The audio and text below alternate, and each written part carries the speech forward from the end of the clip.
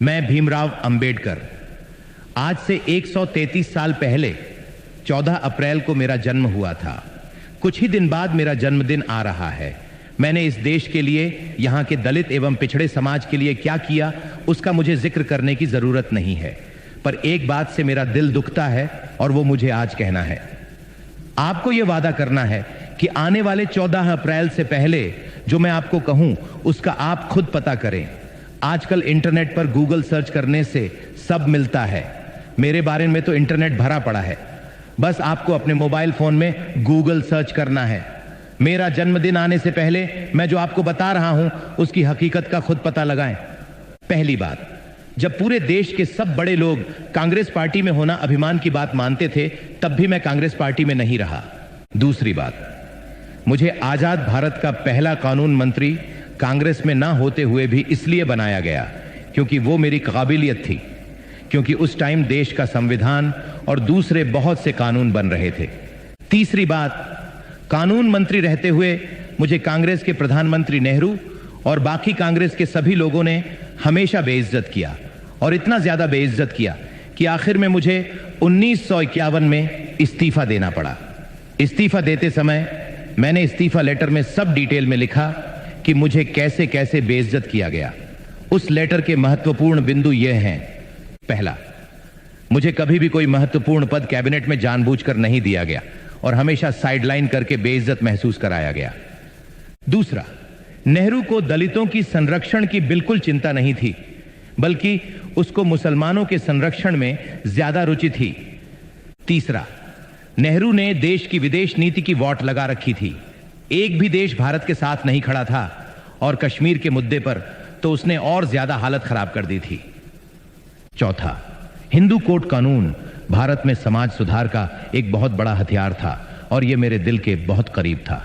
इसको नेहरू ने कभी पास नहीं होने दिया। मैंने जितनी कोशिश की, नेहरू और कांग्रेस ने उतना ही ज्यादा रोड़ा अटकाया। इन सब बातों से परेशान और बेइज्जत होकर मुझे अंत में इस्तीफा देना पड़ा। आप इसका पता करो गूगल से।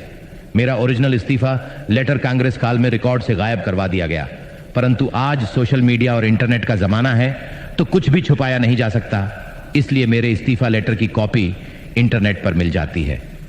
इसके बाद पहली बार देश में लोकसभा के चुनाव 1952 में हुए। मैं चुनाव जीतकर भारत की पहली लोकसभा में जाना चाहता था। मैंने अपनी पार्टी से मुंबई से चुनाव लड़ा। कांग्रेस ने मेरे ही पीए नारायण कजरोलकर को मेरे सामने अपनी टिकट पर खड़ा करके षड्यंत्र करके मुझे 15,000 वोट से हरा दिया और बेइज्जत किया। मैं भारत की पहली लोकसभा में नहीं जा सका।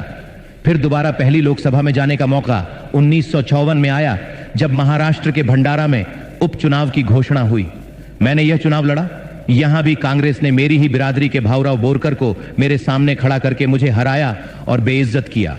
नेहरू और कांग्रेस ने मुझे देश की पहली लोकसभा में घुसने ही नहीं दिया, और दूसरी लोकसभा के चुनाव से पहले मैं देह छोड़ चुका था। यह बेइज्जती मेरी मृत्यु के साथ ही नहीं रुक गई, ये चलती रही। मृत्यु के बाद भी जब तक कांग्रेस सरकार रही, तब तक मुझे भारत रत्न नहीं मिला। नेहरू ने जिंदा रहते रहते खुद को ही 1955 में भारत रत्न दे दिया। उसकी बेटी इंदिरा, उसके दोहिते राजीव, सबको भारत रत्न दिया गया। यहां तक कि ईसाई धर्म का भारत में प्रचार करने वाली विदेशी मदर टेरेसा को भी भारत रत्न दे दिया गया। बहुत लोगों को भारत रत्न उनके जीवन काल में ही मिल जाता है, पर मुझे मेरी मृत्यु के 30 साल बाद जब वीपी सिंह की गैर कांग्रेसी सरकार आई, तब जाके इसके काबिल समझा। मुझे बड़ा दुख होता है जब मैं ये देखता हूं कि मेरा अपना समाज, जिसके लिए मैंने अपना सब कुछ कुर्बान कर दिया, वो उन लोगों का वोट बैंक बना हुआ है जिन्होंने ना केवल जिंदगी भर बल्कि मरने के बाद भी मुझे इतना बेइज्जत किया। आशा है कि यह जो कुछ मैंने कहा है, इसकी सच्चाई का आप लोग मेरे जन्मदिन 14 अप्रैल से पहले खुद पता लगा लेंगे और मुझे जन्मदिन का यह सच्चा तोहफा देंगे। भारत माता की जय।